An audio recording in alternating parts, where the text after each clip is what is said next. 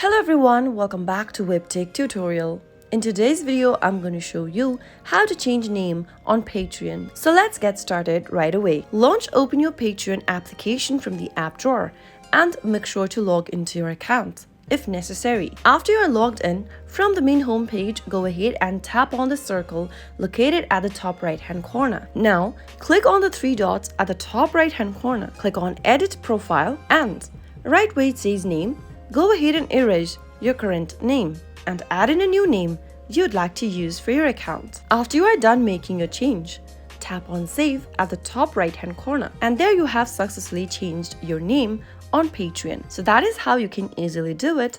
If you found the video to be helpful, go ahead and give us a thumbs up. Don't forget to subscribe to the channel by hitting the subscribe button.